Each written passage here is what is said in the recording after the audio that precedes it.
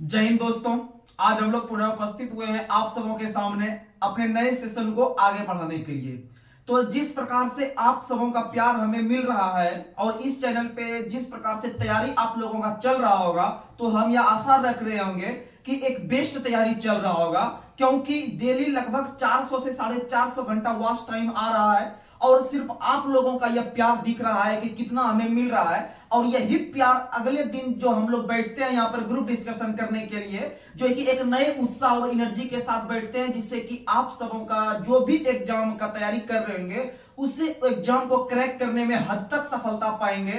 और आप लोग को जिस प्रकार से हम पिछले सेशन में बताए थे कि आपको मैथ का भी वीडियो डाला जाएगा, तो आप लोग मैथ को भी जाके देख लीजिएगा। आप लोग का प्ले लिस्ट में मैथ भी जा चुका है और मैथ जो है भी फिलहाल आपका जितना भी एग्जाम में मैथ का रहता है क्वेश्चन, जैसे बिहार एसएससी हो गया, अभी एनटीपीसी का एग्जाम होने वाला है, या फिर आप ग्रुप डी में बैठिएगा, या फिर आप एसएससी जीडी का एग्जाम दे रहे होंगे, या आगे जितना भी एग्जाम होने वाला है, तो आप लोग जो है कि एकदम स्थिर होके और इस चैनल पर एकदम 100% देख के एकदम लाभ उठाइए। जितना भी चीज इसमें मटेरियल है इस चैनल पे, यानी एक शब्द को भी आप नहीं छोड़िए। जितना भी हम बोलते हैं एक्स्ट्रा फैक्ट या मैथ का जितना भी क्वेश्चन आप सबों के पास होगा, या करंट अफेयर्स का, जहां तक भी आप सब क्वेश्चन अपने आप में इंपॉर्टेंट है। नहीं तो आप जिस दिन एग्जाम देके निकलिएगा उस दिन आप मिला लीजिएगा एक एक करके, जो है कि आपका क्वेश्चन सब रहेगा उसमें लगभग। सिर्फ आप रेगुलरिटी मेंटेन कीजिए और जो है कि अब देखिएगा कैसे आपका एग्जाम होगा। और हम लोग जो है कि डेली इस तरह से आप सबों के समक्ष उपस्थित होते हैं और आप भी जो है कि विनम्र के साथ जो है कि आप बैठिए सामने में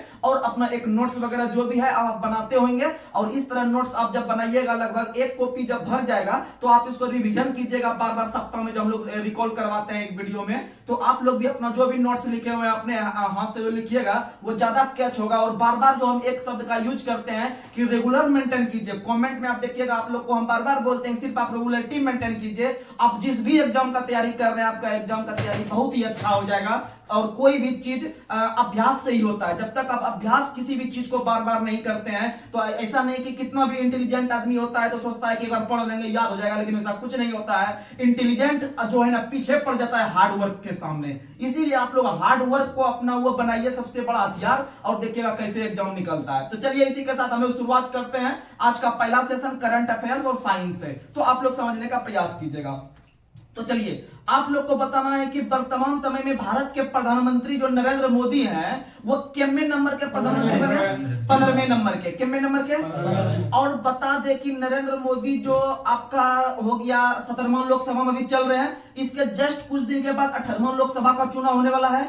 और वह पहली बार जो भारत के प्रधानमंत्री बने थे 2014 में बने थे, और 14 के बाद बनने के बाद जो है कि उन्होंने दोबारा 19 में बने और 19 5 24 में बनेंगे। यानी वो चलते आ रहे हैं 16वां लोकसभा, फिर 17वां लोकसभा बना, इस बार 18वां लोकसभा का चुनाव होने वाला है। तो याद रखिएगा कि 16वां लोकसभा के जो आपके अध्यक्ष थे वो कौन थे? सुमित्रा महाजन। कौन थे? सुमित्रा महाजन। और 17वां जो बन गया आपका ओम बिरला। 17वां कौन बन गया?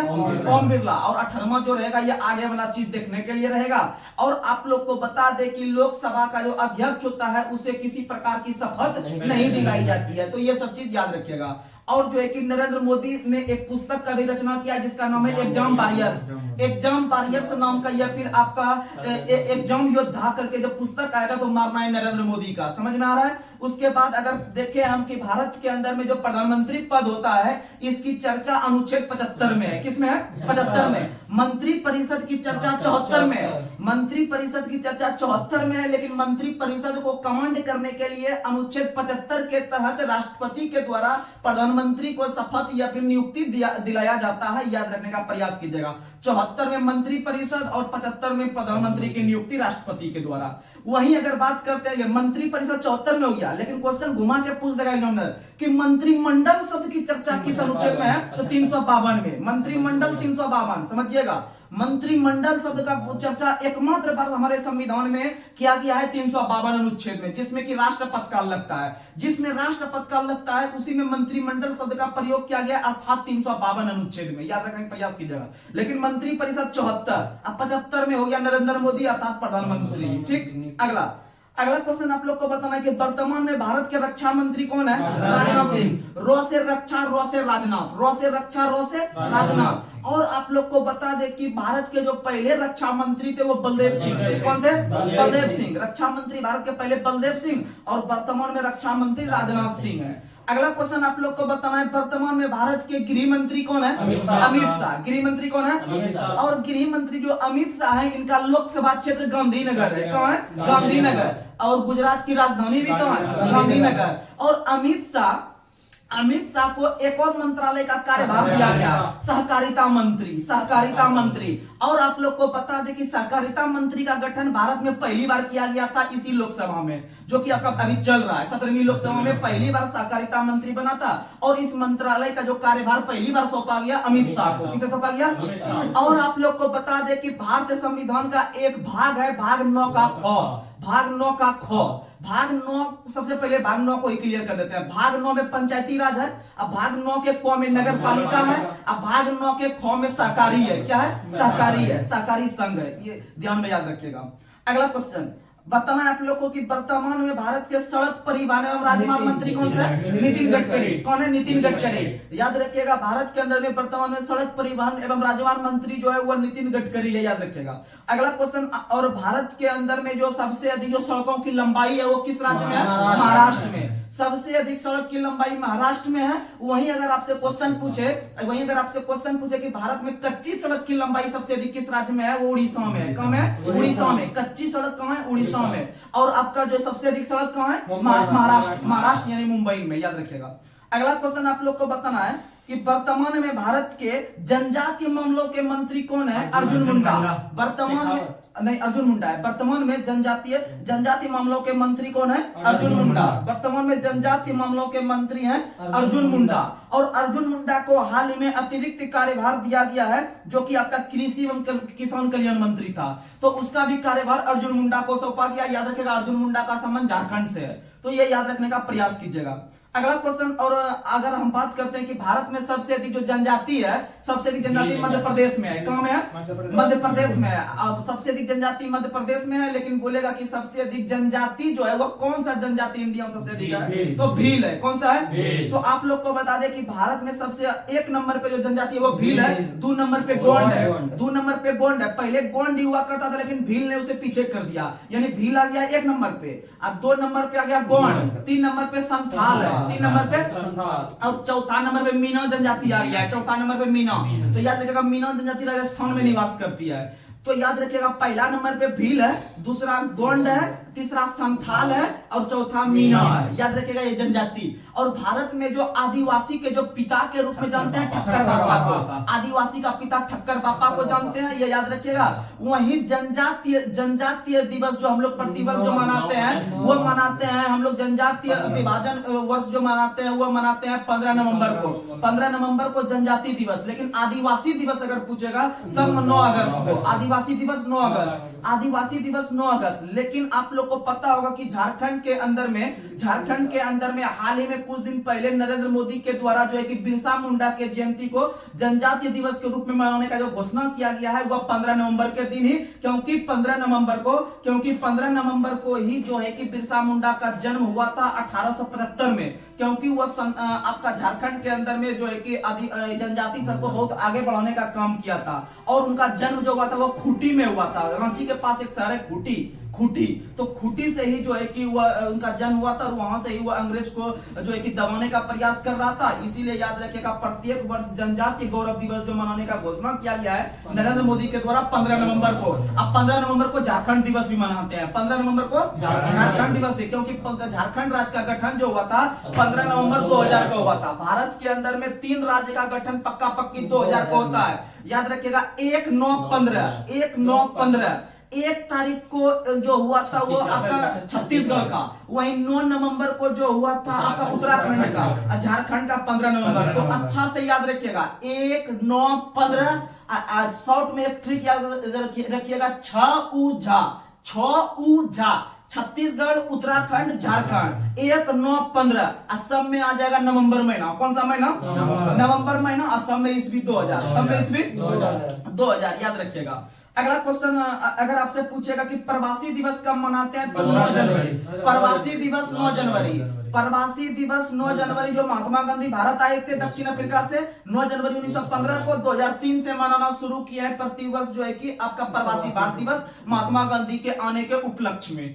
तो ये याद रखिएगा, 3 दिवस फिर से रिकॉल करवा देते हैं। अगर पूछेगा आपको आदिवासी तो 9 अगस्त को, आदिवासी पूछेगा तो 9 अगस्त। अगर पूछेगा जनजातीय गौरव दिवस तो 15 नवंबर तक झारखंड चल जाएंगे, 15 नवंबर तक चल जाएंगे। वहीं अगर बात करते हैं प्रवासी महात्मा गांधी वाला तो 9 जनवरी, 9 जनवरी को, और जो है कि 1915 में लौटे थे, लेकिन 1915 से मनाना शुरू नहीं कर दिए थे, आगे चल के 2003 ईस्वी से मनाना शुरू किया, 2003 से मनाना शुरू किया है। और 2015 से संविधान दिवस मनाना शुरू किए हैं प्रत्येक वर्ष 26 नवंबर को। वहीं 2011 से जो मनाना शुरू किया है मतदाता दिवस 25 जनवरी को, मतदाता दिवस। चलिए अगला बढ़ते हैं। अगला क्वेश्चन आप लोग को बताना है, वर्तमान में महिला एवं बाल विकास मंत्री कौन है? स्मृति ईरानी। महिला एवं बाल विकास मंत्री स्मृति ईरानी है, याद रखने का प्रयास कीजिएगा। अगला क्वेश्चन आप लोग को बताना है, वर्तमान में भारत के उपभोक्ता एवं खाद्य मंत्री कौन है? पीयूष गोयल। कौन है? पीयूष गोयल। उपभोक्ता एवं खाद्य मंत्री कौन है? पीयूष गोयल। और पीयूष गोयल कुछ दिन पहले रेल मंत्री के पद पर थे, तो अभी याद रखिएगा वर्तमान में रेल मंत्री पूछे तो अश्विनी वैष्णव मारेंगे। रेल मंत्री वर्तमान में कौन है? लेकिन बोलेगा कि रेलवे बोर्ड के अध्यक्ष और सीईओ कौन है, तो याद रखिएगा वो पहली बार जो आपका बना है, महिला बनी है, तो जया वर्मा सिन्हा। जया वर्मा सिन्हा, जया वर्मा सिन्हा। अगर पूछे रेलवे बोर्ड के पहले अध्यक्ष कौन थे, तो बीके यादव थे। कौन थे? बीके यादव, यानी विनोद कुमार यादव थे, बीके यादव। उसके बाद जो पहली महिला बनी है, शायद ये 3री नंबर की है, तो याद रखिएगा कि ये जया वर्मा सिन्हा बनी है, रेलवे बोर्ड के वर्तमान में अध्यक्ष और सीईओ है। और रेलवे बोर्ड का जो स्थापना किया गया है, स्टेटिक क्वेश्चन के तौर पे बता रहे हैं, रेलवे बोर्ड का जो स्थापना किया गया है, यानी जिसमें कि आप लोग का भर्ती होकर आप रेलवे में जॉब पाते हैं, तो रेलवे बोर्ड का स्थापना पहली बार 1905 में करजन के समय किया गया था। किसके समय? करजन के समय। लेकिन वो अपने मन से नहीं कर दिए थे, उसके लिए एक समिति का स्थापना किया था। तो रेलवे बोर्ड की स्थापना करने वाली एक समिति का नाम आप लोग को याद रखना पड़ेगा, रॉबर्टसन समिति। रॉबर्टसन समिति। तो रॉबर्टसन समिति के सिफारिश पर ही पहली बार 1905 में रेलवे बोर्ड का गठन किया गया था। किसके काल में? तो भाई करजन के काल में। और करजन के काल में सबसे बड़ी घटना है बंगाल का विभाजन। बंगाल का विभाजन। तो याद रखिएगा बंगाल का विभाजन 1905 को हुआ था। कब हुआ था? 1905 को। लेकिन अगर इस क्वेश्चन को थोड़ा सा डीप करने का प्रयास करेगा एग्जामिनर, तो वह यह पूछेगा कि बंगाल विभाजन के निर्णय की घोषणा कब किया गया था, तो 20 जुलाई 1905 को। 20 जुलाई 1905 को। लेकिन क्वेश्चन पूछेगा कि बंगाल विभाजन जो के विरोध में जब बंग भंग आंदोलन या स्वदेशी आंदोलन शुरू हुआ, तो वह कब हुआ? तो 7 अगस्त 1905। 7 अगस्त 1905। और याद रखिएगा कि बंगाल विभाजन जो प्रभावी हो गया, यानी वो लोग माना नहीं लेकिन प्रभाव कर दिया, क्योंकि आगे चल के 1911 में रद्द भी होता है, इसका मतलब कभी ना कभी वो लागू हुआ होगा 1905 में। तो याद रखिएगा कि वो जो लागू हुआ था वह 16 अक्टूबर 1905 को। तो 3 डेट सुनने का प्रयास कीजिएगा 1905 में। अगर घोषणा बोलेगा तो 20 जुलाई 1905 को। अगर बोलेगा उसके विरोध में, जो बंगाल विभाजन के विरोध में जब उसमें एक आंदोलन शुरू हुआ, बंग भंग आंदोलन या फिर बंगाल को विभाजन न करो, तो ये जो शुरू हुआ था, इसको हम लोग स्वदेशी आंदोलन भी कहते हैं, तो इसका शुरुआत जो हुआ था 7 अगस्त 1905। 7 अगस्त 1905। वहीं जो प्रभावी हो गया या बंगाल विभाजन लागू हो गया, तो याद रखिएगा 16 अक्टूबर, जिस दिन हम लोग खाद्य दिवस मनाते हैं प्रत्येक वर्ष, उसी दिन जो है कि बंगाल विभाजन लागू हुआ। समझ में आ गया? और 7 अगस्त का हम नाम लिए हैं, तो याद रखिएगा 7 अगस्त को एक दिवस भी मनाते हैं इंडिया में, भाला फेंक दिवस। कौन सा दिवस? भाला फेंक दिवस। जिस दिन नीरज चोपड़ा ने टोक्यो ओलंपिक में जो है कि आपका स्वर्ण पदक जीता था, जिसे हम लोग गोल्डन बॉय ऑफ इंडिया के नाम से भी जानते हैं, याद रखने का प्रयास कीजिएगा। और उनके नाम पर एक पुस्तक का भी रचना किया है नवजीत सिंह गिल ने। तो याद रखिएगा नवजीत सिंह गिल ने जो है कि नीरज चोपड़ा गोल्डन बॉय नामक पुस्तक का रचना भी किया है। और जिस दिन वह जीता था उस दिन भाला फेंक दिवस मनाते हैं। और आगे चलकर भारत सरकार के द्वारा पुणे के अंदर में खेल संस्थान का नाम बदलकर नीरज चोपड़ा के नाम पर रखने का फैसला किया। चलिए आगे बढ़ते हैं। अगला क्वेश्चन आप लोग को बताना है, वर्तमान में भारत के कोयला एवं खनन मंत्री कौन है? प्रहलाद सिंह जोशी। प्रहलाद सिंह जोशी। यानी कोयला को जब आप जलाइएगा तो उससे जोश निकलता है। क्या निकलता है? जोश। और कोयला जो रहता है वो अपसादी चट्टान में रहता है। किस में रहता है? अगर ऑप्शन में अपसादी चट्टान है तो सही है, नहीं तो परत दर परत जमेगा तो वो भी अपसादी चट्टान का रूप लेगा। तो याद रखिएगा अपसादी चट्टान या परतदार चट्टान में ही विभिन्न प्रकार के जैविक पदार्थ पाए जाते हैं, अर्थात वहीं से कोयला पेट्रोल वगैरह का निकासी किया जाता है, यह समझिएगा, जिसे हम लोग सेडिमेंट्री रॉक्स के रूप में भी जानते हैं। अगला क्वेश्चन आप लोग को बताना है, वर्तमान में शिक्षा मंत्री भारत के कौन है? धर्मेंद्र प्रधान। धर्मेंद्र प्रधान वर्तमान में भारत का शिक्षा मंत्री है, और शिक्षा मंत्री है तभी उसे जब आपको शिक्षा अच्छा से मिल जाएगा तो इसका मतलब का कौशल विकास होगा। इसका मतलब कौशल विकास मंत्री एवं शिक्षा मंत्री दोनों का दोनों कौन है? धर्मेंद्र प्रधान। कौन है? धर्मेंद्र प्रधान। याद रखने का प्रयास कीजिएगा। और प्रतिवर्ष जो राष्ट्रीय शिक्षा दिवस हम लोग मनाते हैं, प्रतिवर्ष जो राष्ट्रीय शिक्षा दिवस, देख लीजिएगा, शिक्षा पूछ रहे हैं, ना तो हम शिक्षक पूछ रहे हैं, ना तो साक्षरता पूछ रहे हैं, पूछ रहे हैं शिक्षा, यानी लिटरेसी पूछ रहे हैं। यानी कि याद रखिएगा कि प्रत्येक वर्ष जो राष्ट्रीय शिक्षा दिवस मनाते हैं 11 नवंबर को मनाते हैं। कितना तारीख को? क्योंकि भारत के जो पहले शिक्षा मंत्री थे वो अबुल कलाम आजाद थे। अबुल कलाम आजाद थे, उन्हीं के जन्म दिवस को हम लोग प्रत्येक वर्ष राष्ट्रीय शिक्षा दिवस के रूप में मनाते हैं 11 नवंबर को। लेकिन राष्ट्रीय शिक्षक दिवस जो मनाते हैं वह सर्वपल्ली राधाकृष्णन के जन्म दिवस को हम लोग मनाते हैं प्रत्येक वर्ष 5 सितंबर को। कितना सितंबर को? 5 सितंबर को। याद रखिएगा। वहीं अगर पूछे आपसे कि अंतर्राष्ट्रीय साक्षरता दिवस कब मनाते हैं? 8 सितंबर। अंतर्राष्ट्रीय साक्षरता दिवस 8 सितंबर को मनाते हैं। समझ में आ गया? अब आगे बढ़ते हैं। और आपके पास हम नाम लिए एक व्यक्ति का, अबुल कलाम आजाद। तो भारत के पहले शिक्षा मंत्री पूछेगा तो आंसर क्या लगाएंगे? अबुल कलाम आजाद। और वर्तमान में धर्मेंद्र प्रधान। वर्तमान में कौन है? और याद रखिएगा कि उनके द्वारा जो रचित पुस्तक है वो 1000 बार एग्जाम में पूछा है कि अबुल कलाम आजाद के द्वारा लिखित पुस्तक का नाम क्या है? India wins freedom. India wins freedom. तो ऑप्शन में आपको डॉक्टर एपीजे अब्दुल कलाम भी रहेगा और अबुल कलाम आजाद भी रहेगा, तो कंफ्यूजन नहीं होना है। आपको जो राष्ट्रपति बने थे मिसाइल मैन जो के नाम से जानते हैं हम लोग, वो जो है कि इंडिया विंस फ्रीडम नहीं लिखे हैं, वो शिक्षा मंत्री लिखे हैं, अबुल कलाम आजाद लिखे हैं। और जो डॉक्टर एपीजे अब्दुल कलाम है जो भारत के 11वें नंबर के राष्ट्रपति बने, जिसे मिसाइल मैन ऑफ इंडिया के नाम से जानते हैं, तो उनके द्वारा लिखित पुस्तक का नाम है ignited minds. Ignited minds. Ignited minds हो गया, विंग्स ऑफ फायर हो गया, मिशन 2020 हो गया। तो ये सब जो पुस्तक का रचना है वो डॉक्टर एपीजे अब्दुल कलाम। और याद रखिएगा भारत के अंदर में पहले वैज्ञानिक राष्ट्रपति जो बनते हैं वो डॉक्टर एपीजे अब्दुल कलाम। तो भारत के अंदर पहले वैज्ञानिक राष्ट्रपति डॉक्टर एपीजे अब्दुल कलाम। लेकिन आपसे क्वेश्चन पूछेगा कि भारत के पहले दार्शनिक राष्ट्रपति कौन है? तो डॉक्टर सर्वपल्ली राधाकृष्णन, क्योंकि वो एक भारत के बहुत बड़े दार्शनिक थे या फिलोसफर थे। वो जो है कि आपका रूस के अंदर में भारत के जो है कि आपका राजदूत के रूप में काम कर रहे थे। इसीलिए जब उसका दूर दूर तक नाता भारत के राजनीति से नहीं था, लेकिन आगे चलकर उसे भारत की राजनीति में जब प्रवेश रखा तो इसका मतलब उसका कहीं ना कहीं पहले संबंध दार्शनिक से था। इसीलिए भारत के अंदर में पहले दार्शनिक राष्ट्रपति अगर बोलेगा तो मारना है डॉक्टर सर्वपल्ली राधाकृष्णन। और वह जो है कि एक दार्शनिक के रूप में काम कर रहे थे तथा फिलोसफर के रूप में काम कर रहे थे।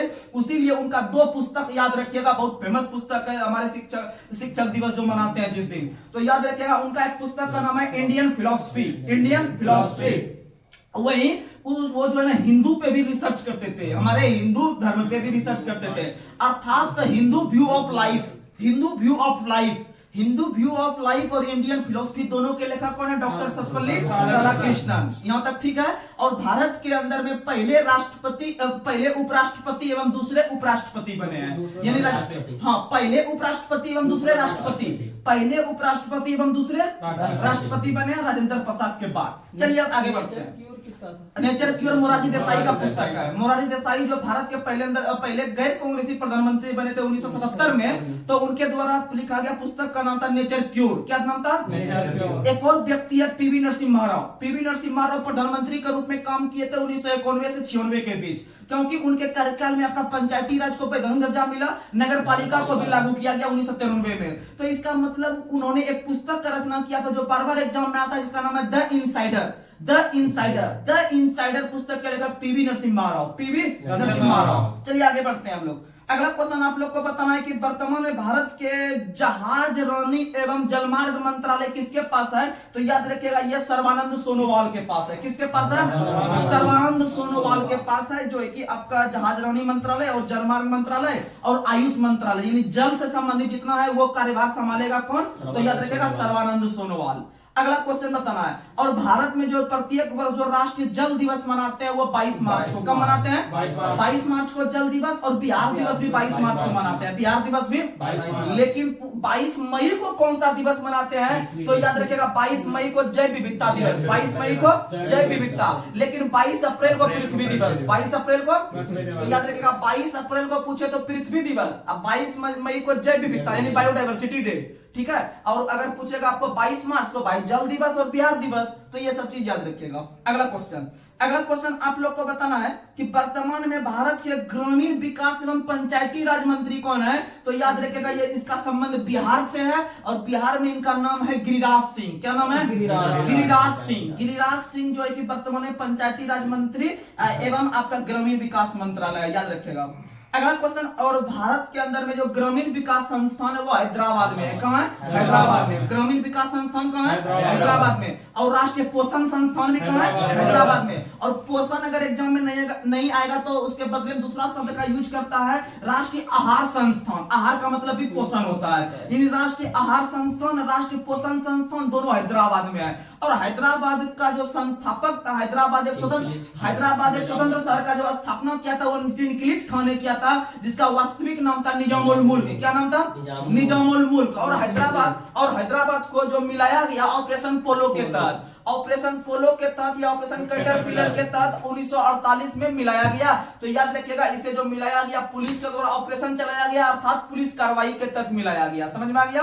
वहीं जूनागढ़ को जनमत संग्रह, जूनागढ़ को जनमत संग्रह का मतलब होता है वोटिंग करा के या चुनाव प्रक्रिया के द्वारा कि भाई वहां का आदमी कितना परसेंट जो है कि चाह रहा है कि हम इंडिया में मिल जाए, तो वो जनमत संग्रह करवाया गया। याद रखिएगा। वहीं आपका जो जम्मू कश्मीर को मिला है विलय पत्र के द्वारा।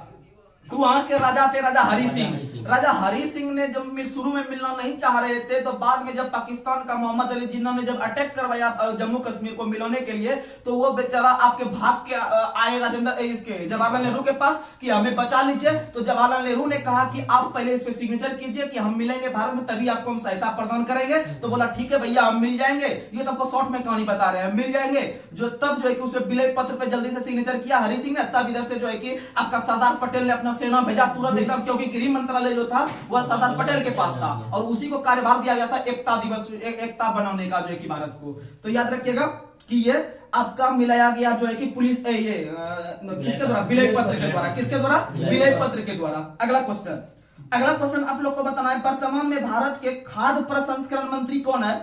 तो ये पशुपति नाम पारस है।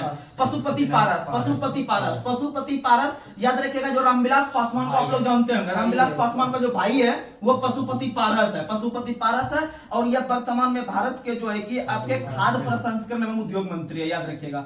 अगला क्वेश्चन आप लोग को बताना है, वर्तमान में भारत के कानून मंत्री कौन है? अर्जुन राम मेघवाल। तो याद रखिएगा कि अर्जुन राम मेघवाल वर्तमान में भारत के कानून मंत्री जो है वो अर्जुन राम मेघवाल है। और आप लोग को बता दें कि भारत के जो पहले कानून मंत्री बने थे वो भीमराव अंबेडकर बने थे, क्योंकि भारत के अंदर में जो सबसे बड़ा कानून का निर्माता या आधुनिक युग का जो मनु था वो डॉक्टर भीमराव अंबेडकर थे। तभी तो जब भारत का जब विभाजन हो गया था 1947 में, जब उनका सीट कट के आपका जब यहाँ बांग्लादेश के एरिया में चल गया था, बंगाल प्रेसिडेंसी से कट के जब बाहर चल गया था, तो डॉक्टर राजेंद्र प्रसाद जो संविधान सभा के अध्यक्ष थे उन्होंने कहा कि उन्हें लाना हमारे देश में जरूरी है। तब जो है कि मुंबई प्रेसिडेंसी के एक व्यक्ति एस जयकर को कहा कि आपके जगह हम ला देते हैं उनको, जो है कि आप उनके जगह चल जाइए, क्योंकि उनका लाना हमारे देश में बहुत बड़ी बात है, क्योंकि हमारा देश का भी संविधान का निर्माण नहीं हुआ है। अगर वो चल जाएंगे तो फिर हमारा देश जो है कि वो जल में पड़ जाएगा। तो इसका मतलब है कि डॉक्टर भीमराव अंबेडकर का जो पहली बार संविधान सभा में निर्वाचन जो हुआ था 389 सदस्य के रूप में, वो हुआ था बंगाल प्रेसिडेंसी से। लेकिन विभाजन के बाद उनका निर्वाचन कहां से हुआ? बंबई प्रेसिडेंसी से हुआ एस जयकर के स्थान पे। तो ये दो क्वेश्चन अगर पूछेगा आजादी के पहले कहां, तो बंगाल से, आजादी के बाद कहां, तो मुंबई से। किसके स्थान पे? एस जयकर के स्थान पे। और संविधान सभा का जो निर्माण किया गया था कैबिनेट मिशन की सिफारिश पर। कैबिनेट मिशन जो ब्रिटेन सरकार के द्वारा भेजा गया था वह 1946 में आया था और उसका सबसे महत्वपूर्ण काम था आपका संविधान सभा का निर्माण करना, क्योंकि भारत को एक जो है कि राज्य के रूप में, एक स्वतंत्र राज्य के रूप में घोषणा करना, और उसी के आधार पर भारत में जो है कि निर्वाचन पद्धति के तहत आपका 389 सदस्य का चुनाव अलग अलग प्रांत से किया गया। अगला अगला क्वेश्चन आप लोग को बताना है, वर्तमान में भारत के पृथ्वी एवं विज्ञान मंत्रालय किसके पास है? किरण रिजिजू के पास। वर्तमान में भारत के पृथ्वी मंत्री जो है वह किरण रिजिजू है, क्योंकि सूर्य की किरण सबसे पहले पृथ्वी पर पड़ती है। कहां पड़ती है? पृथ्वी पर। यानी क्वेश्चन याद रखना है, किरण जो पड़ रही है पृथ्वी पर, अर्थात पृथ्वी मंत्री किरण। पृथ्वी मंत्री किरण। पृथ्वी मंत्री कौन है?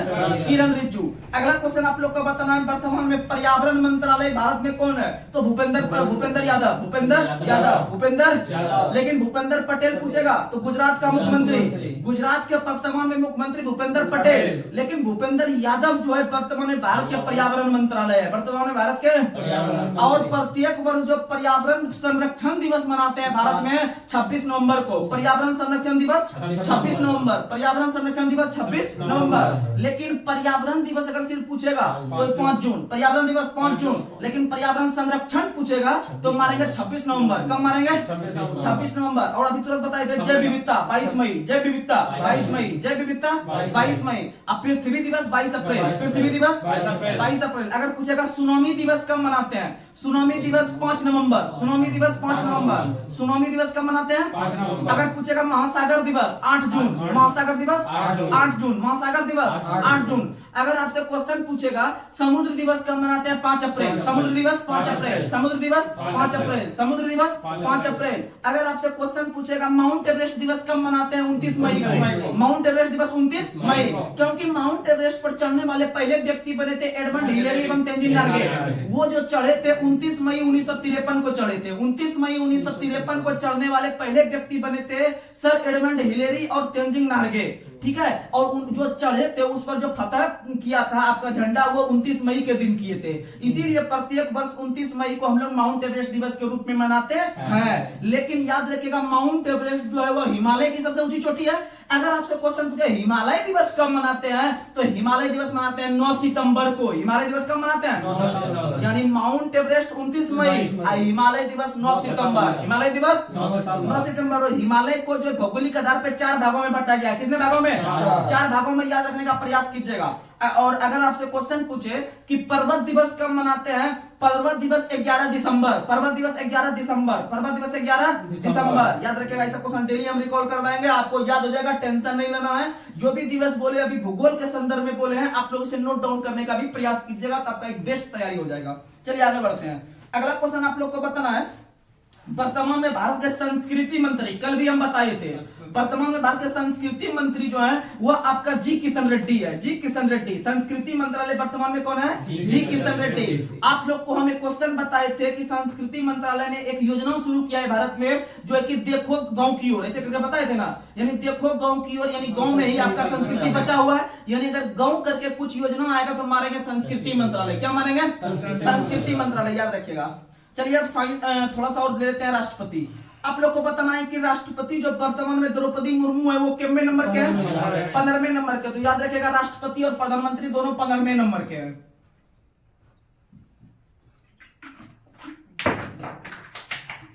चलिए आगे। अगला क्वेश्चन आप लोग को बताना है कि भारत की पहली आदिवासी महिला कौन बनी है? राष्ट्रपति द्रौपदी मुर्मू। भारत के अंदर में जो पहली महिला बनी थी वो बनी थी आपकी प्रतिभा देवी पाटिल। भारत के अंदर में पहली महिला राष्ट्रपति पूछेगा तो प्रतिभा पाटिल, लेकिन भारत के अंदर में पहली महिला आदिवासी राष्ट्रपति पूछेगा तो मारेंगे, तो क्या मारेंगे? द्रौपदी मुर्मू। क्या मारेंगे? द्रौपदी मुर्मू का जन्म 20 जून, द्रौपदी मुर्मू का जन्म 20 जून 1958 को आपके उड़ीसा के मयूरभंज जिले के अंदर में बैदापोसी गांव में हुआ था।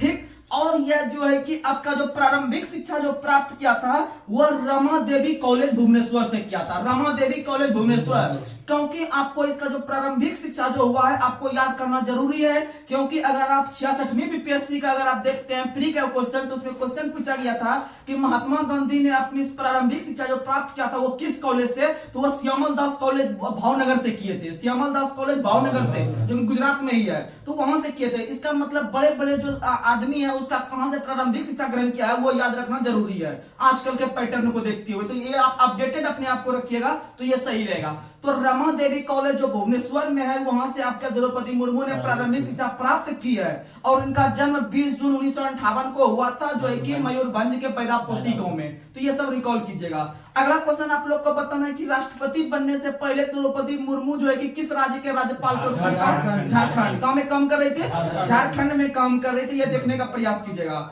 वहीं अगर आपसे क्वेश्चन पूछे कि आपके जो ये द्रौपदी मुर्मू है, द्रौपदी मुर्मू का संबंध किस समुदाय से है, तो संथाल समुदाय से है। किस समुदाय से है? संथाल समुदाय से है। अगला क्वेश्चन आप लोग को बताना है कि 9 अक्टूबर 2023 को निर्वाचन आयोग के द्वारा कितने राज्यों में विधानसभा चुनाव कराने का निर्णय लिया गया था? 5 राज्य, जो कि हाल ही में आप लोग को देखने के लिए मिल गया था विधानसभा का रिजल्ट, जिसमें से एक मध्य प्रदेश में हुआ और मध्य प्रदेश के जो मुख्यमंत्री बने हैं मध्य प्रदेश के मोहन यादव। मध्य प्रदेश के कौन बने हैं? मोहन यादव। वहीं जो छत्तीसगढ़ के बने हैं वो कौन बने हैं? छत्तीसगढ़ के बने हैं साई। कौन बने हैं? साई, विष्णु साई। कौन बने हैं? विष्णु साई। विष्णु साई या विष्णु साई सही है। छत्तीसगढ़ के कौन बने हैं? विष्णु साई। उसके बाद अगर देखते हैं हम मिजोरम में, तो मिजोरम में बने लाल दुहामा। मिजोरम में कौन बने हैं? लाल दुहामा। और राजस्थान में बने हैं विष्णु। राजस्थान में कौन बने हैं? विष्णु, सॉरी भजनलाल शर्मा। राजस्थान के कौन बने हैं? भजनलाल शर्मा। राजस्थान के कौन बने हैं? भजनलाल शर्मा। याद रखिएगा कि भारत के अंदर में 9 अक्टूबर 2023 को निर्वाचन आयोग के द्वारा 5 राज्यों में विधानसभा का घोषणा किया गया और 5 राज्य में से एक मध्य प्रदेश है। मध्य प्रदेश के अंदर में जो बीजेपी की सरकार बनी है वो मुख्यमंत्री बने हैं मोहन यादव। उसी प्रकार से छत्तीसगढ़ के अंदर विष्णु सहाय। छत्तीसगढ़ में कौन बने हैं? और मिजोरम में लाल बने हैं। मिजोरम में लाल अर्थात आपका लाल दुहामा। लाल दुहामा कौन बने हैं? और राजस्थान में भी बीजेपी की सरकार बनी है भजनलाल शर्मा। राजस्थान में भजनलाल शर्मा। और तेलंगाना में रेवंत रेड्डी। तेलंगाना में रेवंत रेड्डी। और आंध्र प्रदेश के मुख्यमंत्री वर्तमान में जगनमोहन रेड्डी। जगनमोहन रेड्डी आंध्र प्रदेश के मुख्यमंत्री जगनमोहन रेड्डी। और रेवंत रेड्डी तेलंगाना के। रेवंत रेड्डी तेलंगाना के। चलिए अगला क्वेश्चन आप लोग को बताना है कि ओडिशा के विधानसभा के द्वारा किस वर्ष सर्वश्रेष्ठ विधायक के रूप में नीलकंठ पुरस्कार से सम्मानित किया गया था द्रौपदी मुर्मू को? तो याद रखिएगा 2007 में। कब सम्मानित किया गया था? 2007 में। चलिए अब आते हैं साइंस पे।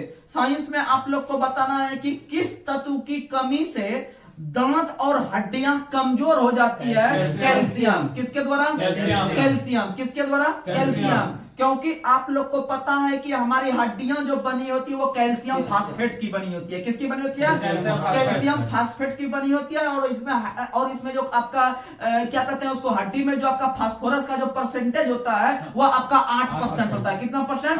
देखिएगा शरीर में खून 7%, शरीर में खून 7%, हड्डी में फास्फोरस 8%। हड्डी में फास्फोरस 8%। और हड्डी का अध्ययन ऑस्टियोलॉजी है। हड्डी का अध्ययन ऑस्टियोलॉजी, क्योंकि हड्डी को इंग्लिश में जो कहते हैं ऑस्टियो कहते हैं या फिर आपका ऑस्टियोलॉजी लगा दीजिएगा, अध्ययन मिल जाएगा आपको।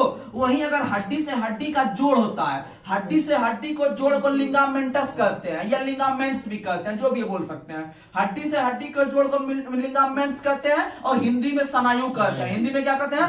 स्नायु कहते हैं। और इन दोनों हड्डी के बीच में एक चिपचिपा द्रव होता है जिसे हम लोग कहते हैं साइनोवियल द्रव। क्या कहते हैं? साइनोवियल द्रव कहते हैं। तो याद रखिएगा हड्डी से हड्डी के जोड़ का भी अध्ययन कहलाता है। हड्डी से हड्डी के जोड़ का अध्ययन ऑर्थोलॉजी कहलाता है। ऑर्थोलॉजी क्या होता है? ऑर्थोलॉजी। वहीं अगर हड्डी और मांस का अगर हम जोड़ का अध्ययन का बात करते हैं तो उसे टेंडन कहते हैं। क्या कहते हैं? क्योंकि आप लोग एक हिस्ट्री में पढ़ते होंगे मोहम्मद बिन तुगलक को शॉर्ट में बोलते होंगे एमबीटी। क्या बोलते हैं? एमबीटी यानी मांस और बोन। एमबीटी यानी मांस और बोन। मांस और जो बोन का जो अध्ययन, मांस और बोन का जो जोड़ कहलाता है वो टेंडन कहलाता है। क्या कहलाता है? टेंडन। यानी एमबीटी यानी मांस और बोन का जो जोड़ कहलाया वो टेंडन कहलाया। और टेंडन को हिंदी में कहते हैं कंडरा। क्या कहते हैं? कंडरा। याद रखिएगा। और मांस का अध्ययन मायोलॉजी। मो से मांस, मो से मायोलॉजी। मो से मांस, मो से मायोलॉजी। याद रखिएगा। अगला क्वेश्चन आप लोग को बताना है, और मास का जो गिनती करते हैं ना बीएमआई में करते हैं। किस में करते हैं? BMI, body mass index. Body mass index, body mass index.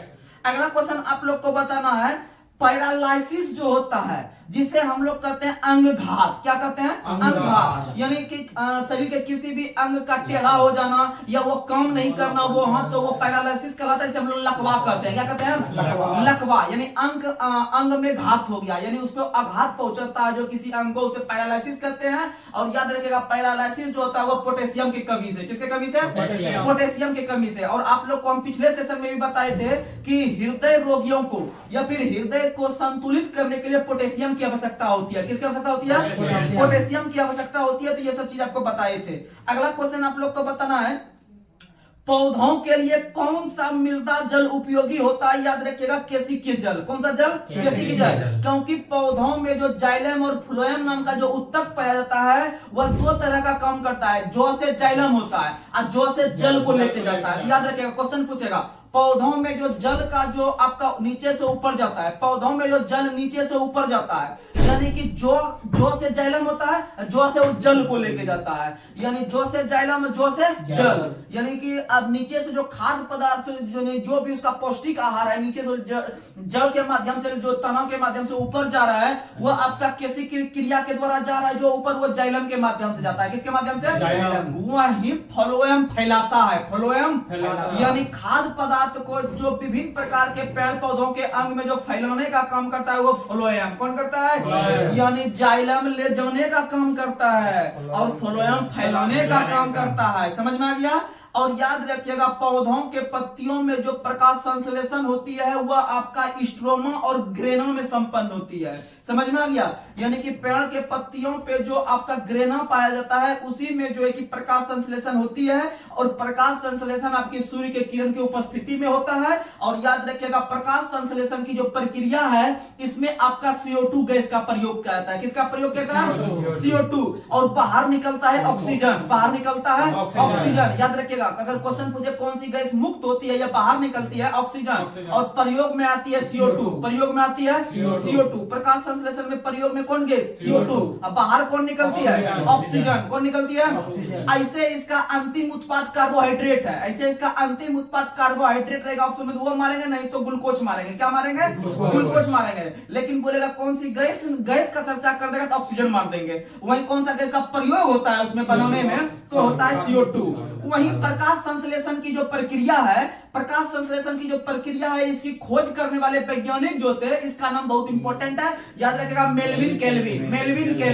Melvin kelvin नाम के वैज्ञानिक ने प्रकाश संश्लेषण या फोटोसिंथेसिस का खोज किया है। और याद रखिएगा प्रकाश संश्लेषण की जो इकाई है या प्रकाश संश्लेषण का जो मात्रक है वह क्वांटोसोम है। क्या है? क्वांटोसोम। उसी प्रकार से हम बार बार जब क्वेश्चन लेते हैं तो हम डीएनए को भी लेते हैं, क्योंकि डीएनए का भी कुछ इकाई होता है। डीएनए की इकाई जो है वो आपका न्यूक्लियोटाइड है। डीएनए की इकाई न्यूक्लियोटाइड। डीएनए की इकाई न्यूक्लियोटाइड, प्रकाश संश्लेषण का क्वांटोसोम। अगला क्वेश्चन आप लोग को बताना है, लाइकेन पादप में भूमि से जल, खनिज आदि का अवशोषण जो करता है वह कौन करता है? कवक। कौन करता है? कवक। क्योंकि आप लोग को पता है कि कवक और शैवाल के बीच का जो सहजीवी संबंध कहलाता है वो लाइकेन कहलाता है। क्या कहलाता है? और लाइकेन का अध्ययन और लाइकेन जो है एक प्रकार से आपका प्रदूषण को संकेतित करता है। क्या करता है? यानी जहां पर प्रदूषण या वायु प्रदूषण वगैरह या धूल सब ज्यादा वहां पर है या प्रदूषण का मात्रा जहां पर अधिक रहता है वहां पर लाइकेन अच्छा से नहीं उगता है। लाइकेन अच्छा से नहीं उगता है। इसका मतलब क्वेश्चन पूछेगा कि प्रदूषण के रूप में जो प्रयोग करते हैं चिन्हित करने के लिए लाइकेन का प्रयोग करते हैं। किसका प्रयोग करते हैं? और लाइकेन जो है वह क्या दो चीज का सजीवी संबंध कहलाता है। क्या? तो हाँ, किसका? कवक और शैवाल। कवक और यानी कवक का अध्ययन होता है, कवक का अध्ययन क्या होता है? माइकोलॉजी। कवक का अध्ययन। शैवाल का फाइको, यानी याद रखिएगा स्वाका फॉसा, यानी शैवाल फाइको। तो कवक माइको। दोनों का संबंध लाइकेन। और लाइकेन शब्द का जो खोज या पहली बार जो प्रयोग किया था वह वही व्यक्ति किया था जो कि वनस्पति का खोज किया था, अर्थात थियोफ्रेस्टस। क्या किया था? थियोफ्रेस्टस। यानी लाइकेन का जो आपका मतलब खोजकर्ता था वह था कौन? थियोफ्रेस्टस। और वनस्पति शास्त्र का जनक भी कौन कहता है? थियोफ्रेस्टस। कौन कहता है? थियोफ्रेस्टस। जब हम थियोफ्रेस्टस का नाम ले रहे हैं तो पिछले सेशन में हम लोग यह भी पढ़े थे कि थियोफ्रेस्टस ने एक पुस्तक का भी रचना किया था जो बहुत महत्वपूर्ण था। तो आप लोग को हम एक थियोफ्रेस्टस का नाम लेते थे, एक अरस्तु का नाम लेते थे। तो अरस्तु जो है कि वो ये एनिमल से संबंध रखते थे, यानी कि प्राणी विज्ञान से संबंध रखते थे, और जो आपका ये थियोफ्रेस्टस है ये आपका वनस्पति से संबंध रखते हैं। यानी कि आपको इसमें हम क्वेश्चन बताए थे, अगर आपका आएगा प्लांटेरियम करके, अगर आपका क्वेश्चन में आएगा कि पुस्तक में प्लांटेरियम करके, तो प्लांटेरियम में थियोफ्रेस्टस मारेंगे। क्या मारेंगे?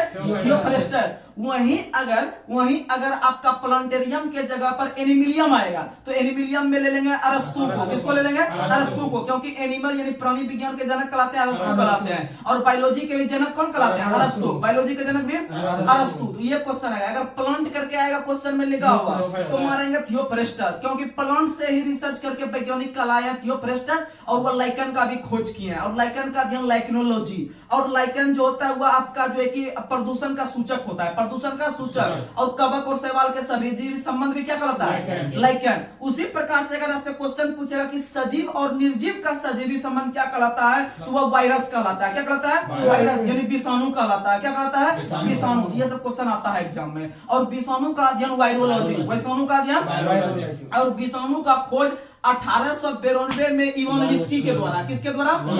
इवान विस्की के द्वारा। वही जीवाणु का खोज 1683 में जो किया गया था ल्यूवेनहॉक के द्वारा। किसके द्वारा? ल्यूवेनहॉक के द्वारा। और पहली बार जीवित कोशिका का खोज भी किसने किया था? ल्यूवेनहॉक। किसने किया था? ल्यूवेनहॉक। याद रखिएगा। ऐसे पहली बार कोशिका का जो खोज किया था वो रॉबर्ट हुक ने। किसने किया था?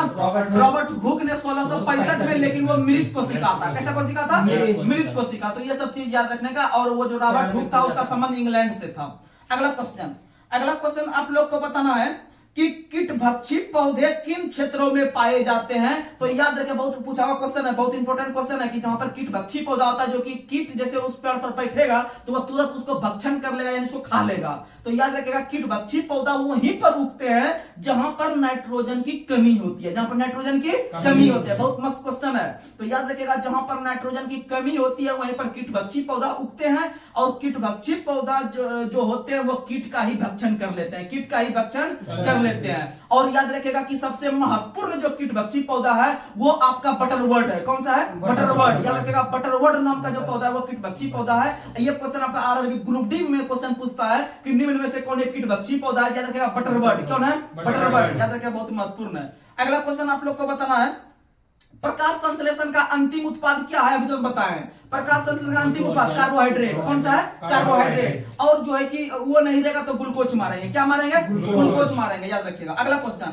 क्वेश्चन आप लोग को बताना है, इंडोल एसिटिक अम्ल। इंडोल एसिटिक अम्ल किस पादप हार्मोन को कहा जाता है? याद रखिएगा, ऑक्सीजन को। किसे कहते हैं? आप लोग को पता होगा कि जिस प्रकार मनुष्य को जिंदा रहने के लिए विभिन्न प्रकार के हार्मोन और एंजाइम की आवश्यकता होती है, उसी प्रकार से पेड़ पौधे भी एक जीवित चीज है। पेड़ पौधे भी सजीव चीज है। वो भी प्रजनन करते हैं, वो भी बढ़ते हैं आगे, और वो भी पीढ़ी दर पीढ़ी आगे बढ़ते हैं। तो उसी प्रकार से याद रखिएगा, पेड़ पौधे में भी विभिन्न प्रकार के हार्मोन पाए जाते हैं, जिसे हम लोग पादप हार्मोन के रूप में जानते हैं। जैसे साइटोकाइनिन सुनते होंगे नाम, जिबरेलिन सुनते होंगे, ऑक्सिन सुनते होंगे, एथिलीन सुनते होंगे, ट्राउमेटिन हार्मोन सुनते होंगे। तो ये सारा का सारा हार्मोन पादप यानी पेड़ पौधे में पाया जाता है। तो उसमें से एक पादप हार्मोन है जिसका नाम है ऑक्सिन। ऑक्सिन हार्मोन का सबसे महत्वपूर्ण काम यह है कि जब पेड़ पौधे की पत्तियां रात में झुक जाती है नीचे, जैसे सूर्य की किरण उस पर पड़ती है, तो वह उसी के कारण जो है कि उसके तरफ खुल जाती है। यानी कि सूर्य के किरण की ओर जो पेड़ पौधे की जो पत्तियां झुकी रहती है पेड़ सूर्य की ओर, तो वह ऑक्सिन हार्मोन के कारण। किसके कारण? ऑक्सिन हार्मोन के कारण। इसीलिए ऑक्सिन हार्मोन को एंडोल एसिटिक अम्ल के रूप में भी जानते हैं। और एसिटिक अम्ल जो होता है वह सिरका में होता है। किसमें होता है? सिरका में। किसमें होता है? सिरका में। याद रखें, एसिटिक अम्ल जिसका सूत्र होता है CH3COOH। एसिटिक अम्ल का सूत्र होता है CH3COOH। और इंडोल एसिटिक अम्ल के नाम से जानते हैं हम लोग ऑक्सिन हार्मोन को। समझ में आ गया? और याद रखिएगा, उसी प्रकार से एक और पादप हार्मोन है साइटोकाइनिन। साइटोकाइनिन जो पादप हार्मोन है उसका सबसे मुख्य काम है कोशिका विभाजन। कोशिका विभाजन यानी पौधे में जो कोशिका विभाजन हो के जो पेड़ पौधे लंबा होते हैं, अर्थात कोशिका विभाजन जो होता है वो किसके कारण, वह साइटोकाइनिन हार्मोन के कारण। किसके कारण? साइटोकाइनिन हार्मोन के कारण। वहीं अगर फूल को खिलाने में क्वेश्चन पूछेगा, पेड़ पौधों में जो फूल खिलते हैं किस हार्मोन के कारण, तो फ्लोरोजेंस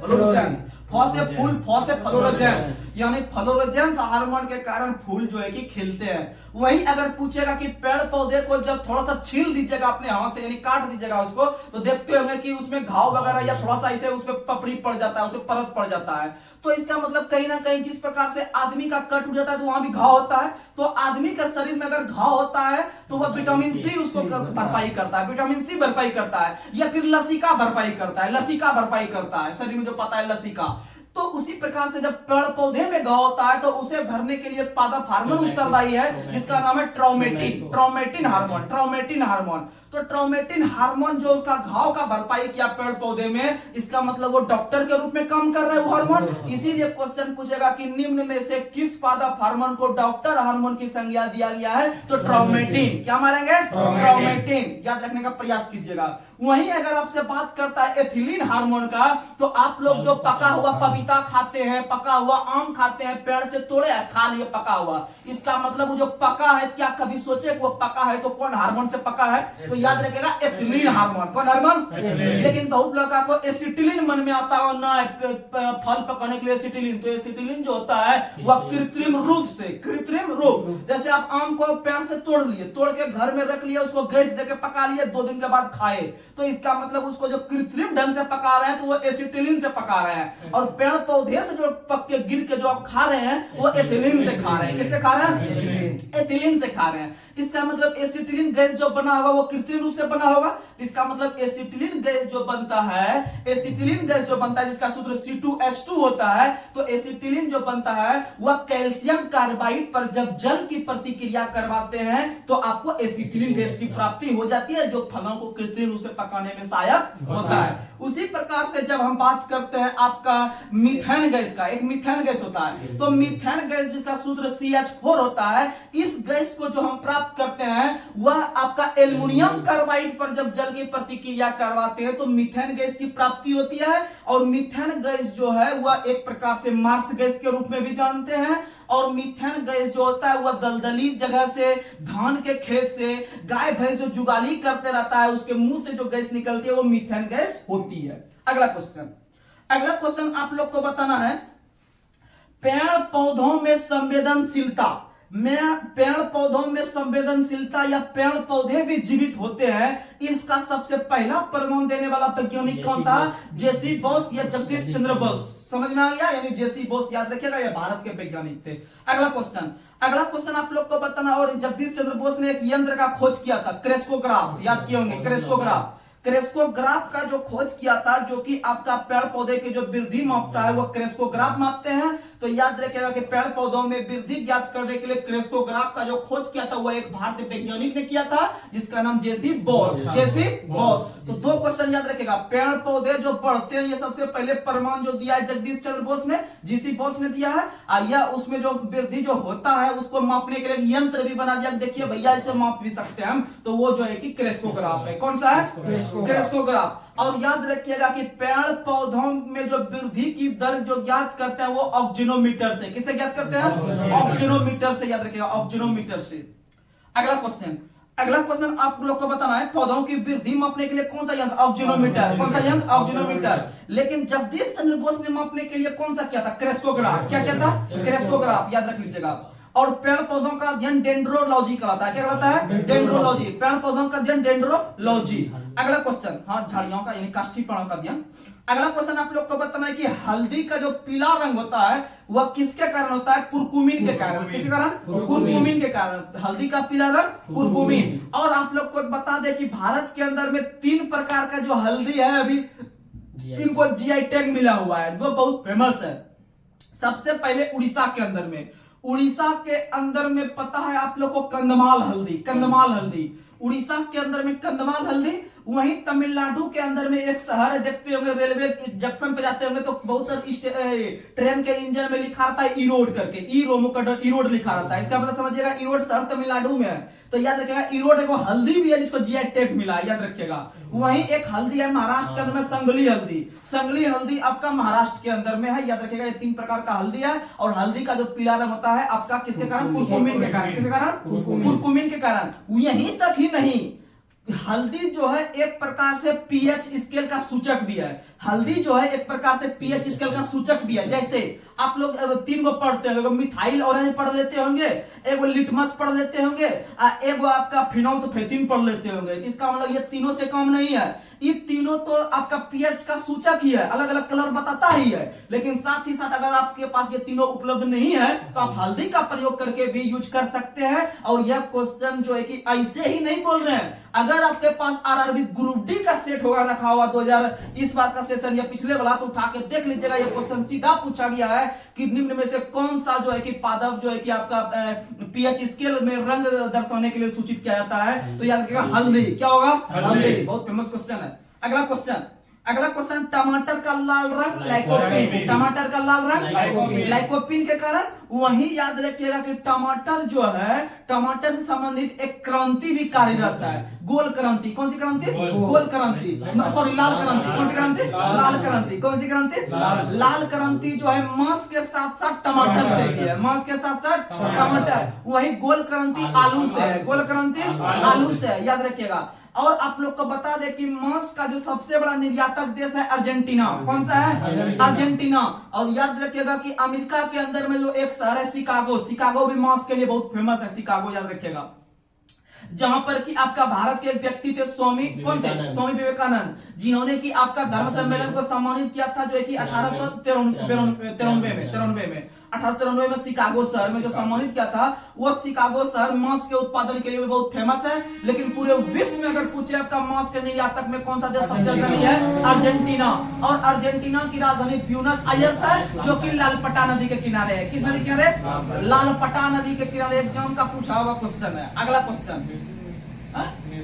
लियोनेल मेसी का संबंध भी अर्जेंटीना से है। लियोनेल मेसी भी अर्जेंटीना के है। और अर्जेंटीना का जो आपका हृदय कहलाता है वो आपका पंपास कहलाता है। पंपास का जो घास का मैदान है वो आपका अर्जेंटीना का हृदय के रूप में कहलाता है, याद रखिएगा। अगला क्वेश्चन आप लोग को बताना है, मिर्च का जो लाल रंग होता है, मिर्च का जो लाल रंग होता है वो कैप्सेनिन के कारण। किसके कारण?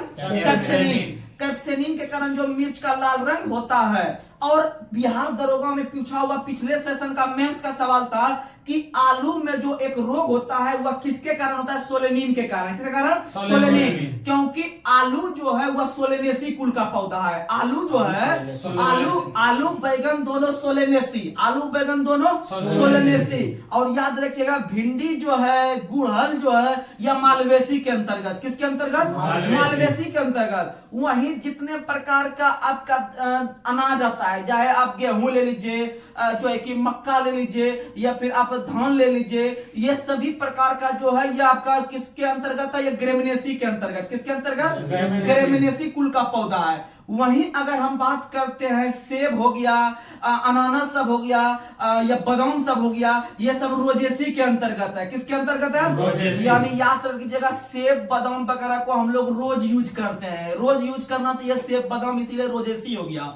वहीं लो से लहसुन, लो से लिलियसी, लो से लहसुन, लो से लिलियसी। यानी जब लहसुन का नाम लेते होंगे तो माइंड में प्याज भी आ जाता होगा, इसीलिए प्याज लहसुन दोनों लोवेस कम चला लेंगे। लिलियसी किसे चला लेंगे? लिलियसी, याद रखने का प्रयास कीजिएगा। और भारत के अंदर में प्याज का सबसे अधिक उत्पादन महाराष्ट्र करती है। कौन करती है? नासिक, जो महाराष्ट्र के अंदर में सबसे अधिक प्याज का उत्पादन करती है। अगला क्वेश्चन आप लोग को बताना है कि क्लोरोफिल ए का जो रंग होता है, सही तो था पंखा, उसको बंद कीजिए,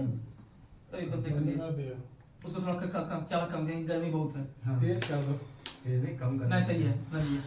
क्लोरोफिल जो ए का रंग होता है, क्लोरोफिल ए का जो रंग होता है वह कैसा होता है? नीला। कैसा होता है? नीला। याद रखिएगा, विभिन्न प्रकार के जो लवक होते हैं उस लवक में से क्लोरोफिल ए है, क्लोरोफिल बी है, क्लोरोप्लास्ट सब है, ये सब का रंग भी होता है। तो याद रखिएगा कि क्लोरोफिल ए का जो रंग होता है वह नीला होता है। कैसा होता है? नीला। और याद रखना है आप लोग को, जो क्लोरोप्लास्ट होता है, क्लोरोप्लास्ट का जो रंग होता है वह हरित लवक के कारण होता है। किसके कारण होता है? हरित लवक। और क्लोरोप्लास्ट या हरित लवक में मैग्नीशियम नाम का एक परमाणु पाया जाता है, यानी मैग्नीशियम नाम का नहीं, मैग्नीशियम का ही एक परमाणु पाया जाता है। अगला क्वेश्चन, और मैग्नीशियम का परमाणु संख्या 12 होता है। कितना होता है? 12। एल्युमिनियम का 13, एल्युमिनियम का 13, पोटेशियम का 19, पोटेशियम का 19, कैल्शियम का 20, कैल्शियम का 20। यानी हम सब के लास्ट के अंत में मोल वाला शब्द का यूज किए, यानी मोल वाला तत्व लिए, यानी कैल्शियम, मैग्नीशियम। तो ये सभी प्रकार के जितने भी तत्व हैं जिसके अंत में मोल लगा रहता है, ये सभी प्रकार के अणुचुंबक पदार्थ हैं। कौन से पदार्थ हैं? अणुचुंबक। और याद रखिएगा अणुचुंबक में अपवाद में सिर्फ एक ऑक्सीजन को लेना है। किसको लेना है? ऑक्सीजन। अब आपका ये कॉन्सेप्ट क्लियर हो गया। वहीं अगर प्रतिचुंबक का बात करते हैं तो आप लोग को हो गया प्रतिचुंबक में बिस्मथ आता है। कौन सा आता है? बिस्मथ। प्रतिचुंबक को छोड़ दीजिए, आप इसको लेते हैं, पहले लौह चुंबक को लेते हैं। लौह चुंबक में लोहा ले लीजिए,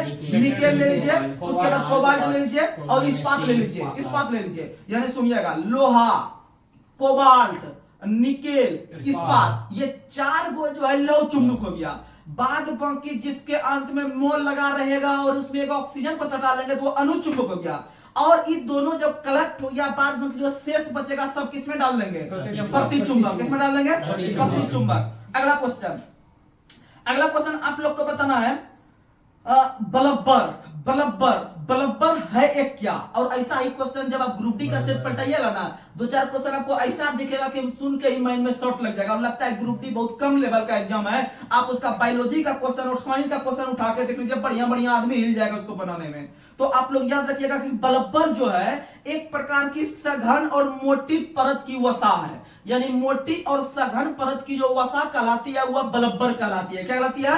बलब्बर। और याद रखिएगा इसी से क्वेश्चन और एनटीपीसी और ग्रुप डी में पूछा गया था कि आप लोग जो ऊंट का देखते होंगे कुबड़, ऊंट का जो कुबड़ देखते होंगे जिसमें वसा से वो जो भरा रहता है, जिसमें पानी वगैरह वो यूज करता है, तो याद रखिएगा कि एक कुबड़ वाले जो ऊंट को कहा जाता है वो क्या कहता है? याद रखिएगा ड्रोमडेरी कहा जाता है। क्या कहता है? ड्रोमडेरी। ड्रोमडेरी, ड्रोमडेरी ओरिजिनल क्वेश्चन है, इसलिए याद करना जरूरी है। इसको याद रखिएगा। जैसे पूछता है कि मगरमच्छ के बच्चे को क्या कहते हैं? हैचलिंग। तो ये सब क्वेश्चन भी आपको याद रखना पड़ेगा, ऐसे क्वेश्चन एकदम ब्रांडेड क्वेश्चन है।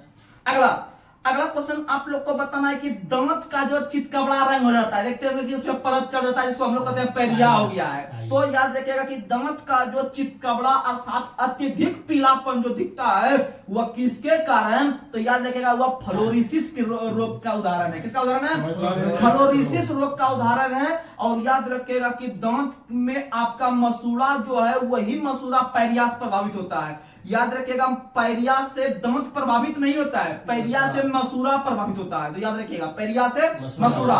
और पैरिया जो होता है वो प्रोटोजोआ से होता है। किससे होता है? प्रोटोजोआ से होता है, याद रखिएगा। और हमारे शरीर का जो सबसे मजबूत भाग है वह दांत का सबसे ऊपर वाला भाग एनामिल, दांत का सबसे ऊपर वाला भाग जो होता है वह एनामिल है। और दांत किसी भी व्यक्ति में दांत निकालने का जो सूत्र होता है वह होता है 21-23। कितना होता है? 21-23 के आधार पर अगर आप इसको 4 से मल्टीपल कर देते हैं तो आपको सब दांत की संख्या आ जाएगा। अगला क्वेश्चन, लेकिन ये क्वेश्चन नहीं समझ में बहुत को आया होगा, लेकिन आपको हम बोर्ड पे समझा देंगे एक दिन, एक 10 मिनट के वीडियो में, तो आपको आसानी से समझ में आ जाएगा। क्योंकि आप लोग को पता हो कि दांत जो होते हैं वो 4 प्रकार के होते हैं। कम से कम इतना पता होगा, 4 प्रकार के दांत होते हैं। और याद रखिएगा आपको हम बोले 21-23 यानी 2-1 और 2-3, 2-1 2-3 सबको जोड़ लीजिए, सबको जोड़ लीजिए तो 2-1 कितना हो गया? 3। अब फिर 2-5, अब 5 और कितना हो गया? 5 और 3, सॉरी 2-1 3, 3-2 5, 5-3 8, 8 वो ऊपर में हो गया। इसको जब 4 से गुना कीजिएगा तो कितना हो जाएगा? 8 चौके 32, 8 चौके कितना होगा? 32। कुल दांत की संख्या टोटल 32। और कितना कितना संख्या में होता है आप सुनते होंगे? अग्र चवर्णक, चवर्णक, रत्नक, कृतंक, ये 4 प्रकार का दांत होता है। यानी आगे का 2 नीचे, ये 2 जो आगे का दिख रहा है ये आपका अग्र चवर्णक है, यानी ये 2 नीचे हो गया, 2 ऊपर हो गया, यानी 4 हो गया। और 4 हो गया यानी कि 2 ये जो रहता है 2 बोला, जैसे हम सूत्र बताए थे 2, इसका मतलब इसमें जब हम 4 से गुना करेंगे तो 4 दूना ये टोटल ये 2 दूना 4 दांत आएगा, 2 दूना 4 यानी 2 ऊपर 2 नीचे 4 दांत। उसी प्रकार से आपका सब सूत्र हम बता देंगे, अच्छा से आप समझ लीजिएगा। टोटल 32 दांत होता है। और टोटल जो होता है 4 प्रकार का दांत होता है। कौन कौन होता है, किसका क्या कम है, हम सब बता देंगे, लेकिन अभी बोलने में उतना अच्छा से क्लियर नहीं होगा। तो चलिए आगे बढ़ते हैं। और आप लोग को बता दें कि दांत का जो अध्ययन कहलाता है वो क्या कहलाता है? दांत का अध्ययन ओडोंटोलॉजी, दांत का अध्ययन ओडोंटोलॉजी, दांत का अध्ययन। लेकिन आंख का डॉक्टर ऑप्थेमोलॉजिस्ट, आंख का डॉक्टर ऑप्थेमोलॉजिस्ट। और याद रखिएगा 4 गो चीज का आप लोग को हम बताते हैं बार बार कि मस्तिष्क का जो जांच प्रक्रिया कहलाती है ईईजी, ईईजी मस्तिष्क, ईओजी आंख, ईसीजी हृदय, ईएमजी मांस, ईएमजी मांस। तो याद रखेगा कि ईईजी होता है इलेक्ट्रोएन्सेफेलोग्राफ, यानी ये मस्तिष्क का जो है कि आपका विकार का पता लगाता है। वही जो मस्तिष्क का अध्ययन कहलाता है फ्रेनोलॉजी, मस्तिष्क का अध्ययन फ्रेनोलॉजी। चलिए आगे बढ़ते हैं, 2-4 क्वेश्चन और ले लेते हैं। आप लोग को बताना है कि कौन सा विटामिन गर्म करने पर नष्ट हो जाता है? Vitamin C, vitamin C. और एक और क्वेश्चन गर्म करने के संदर्भ में आता है कि निम्न में से कौन खाना बनाते समय सबसे अधिक मात्रा में नष्ट होता है? विटामिन। कौन होता है? विटामिन। खाना बनाते समय सबसे अधिक मात्रा में विटामिन ए, विटामिन सिर्फ विटामिन होता है ऑप्शन में कि खाना बनाते समय सबसे अधिक मात्रा में कौन नष्ट होता है? तो विटामिन। लेकिन बोलेगा कि खाना बनाते समय जो है कि आपका कौन सा गर्म करने पर जो नष्ट हो जाता है वो विटामिन सी, विटामिन सी। तो दोनों में बहुत अंतर है। तो गर्म करने पर जो नष्ट होता है विटामिन सी, लेकिन खाना बनाते समय जो सबसे अधिक मात्रा में खत्म होता है या नष्ट होता है वो विटामिन होता है। कौन होता है? विटामिन। याद रखेगा। और विटामिन का खोज फंक ने किया है, विटामिन का खोज फंक ने किया है। और विटामिन ए और विटामिन बी का जो खोज किया वो मैकुलन ने किया है। किसने किया है? मैकुलन। वही विटामिन सी का खोज होल्कर, विटामिन सी का खोज होल्कर। विटामिन डी का हॉपकिंस, विटामिन डी का हॉपकिंस। और विटामिन ए का रासायनिक नाम रेटिनॉल, विटामिन बी1 का थायमिन, विटामिन सी का एस्कॉर्बिक एसिड, अब विटामिन डी का कैल्सिफेरॉल, विटामिन ई का टेकोफेरॉल और विटामिन एच का बायोटीन, विटामिन एच का बायोटीन। और विटामिन बी11 का फॉलिक अम्ल, विटामिन बी11 का फॉलिक अम्ल। और विटामिन के का फिनोक्विनोल, विटामिन के का फिनोक्विनोल। विटामिन बी12 का साइनोकाबालामिन, विटामिन बी12 का। और कौन सा विटामिन का रंग गुलाबी? Vitamin B12, vitamin B12. Vitamin B12 का रंग जो होता है वो होता है गुलाबी। और विटामिन बी12 में कोबाल्ट पाया जाता है। क्या पाया जाता है? कोबाल्ट पाया जाता है।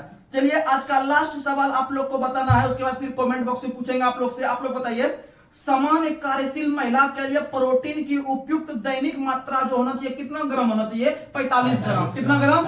तो याद रखिएगा आपका जो है कि एक महिला जो होती है जो स्तनपान वगैरह कराती है उसको कम से कम चाहिए कितना ग्राम? जो है कि 45 ग्राम। कितना ग्राम चाहिए? तो याद रखिएगा 45 ग्राम जो है कि आपका चाहिए उसको विटामिन। क्या चाहिए? अरे यार सॉरी, प्रोटीन बोलती है पहले। क्या रो 45 ग्राम उसको विटामिन चाहिए। ये तो सही हो उसको बढ़िया बढ़िया उसको बराबर कर दिया वैसे। ये नहीं आएगा यार। अरे थोड़ा अपना भी बराबर कर दिया, सही है। दूसरा बैठ स्टार्ट किया है ना? नहीं तक ना मूड खराब लगा इधर इधर से उनको पहले कट जाएगा उधर 5 सेकंड। अरे हो ही ले। अरे देखो ना तुम्हें तो लास्ट में मूड खराब एनर्जी लगता है, ऐसा थोड़ी होता है। इसने काट दिया लगता है कदवा है। नीचे देखो समय दिखा रहा होगा। हाँ 10 11 चलो 12 बैठो। 13। अरे यार पढ़ाई है सीरियसली। तो याद रखिएगा एक क्वेश्चन बहुत महत्वपूर्ण क्वेश्चन है। 2 क्वेश्चन पूछेगा। एक कार्यशील महिला को प्रतिदिन जो यूज करना चाहिए प्रोटीन कम से कम 45 ग्राम। एक कार्यशील महिला को जो सिंपल महिला है अगर वो कुछ कार्य कर रही है नॉर्मल में या घर में ये थोड़ा सा कम करने के लिए बाहर जा रही है, समझिए उसको 45 ग्राम प्रोटीन डेली की आवश्यकता है।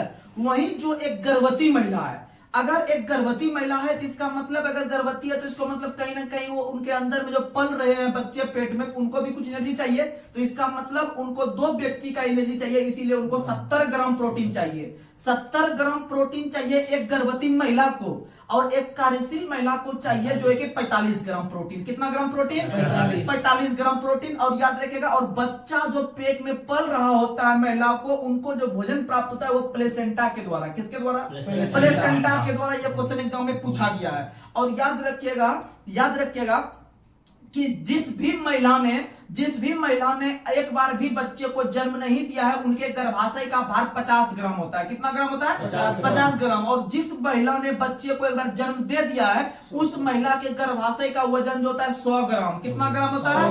100 ग्राम। ये सब क्वेश्चन याद रखने का प्रयास कीजिएगा। तो चलिए अब लास्ट सवाल आप लोग के लिए कमेंट बॉक्स में जो है कि आप लोग दीजिएगा।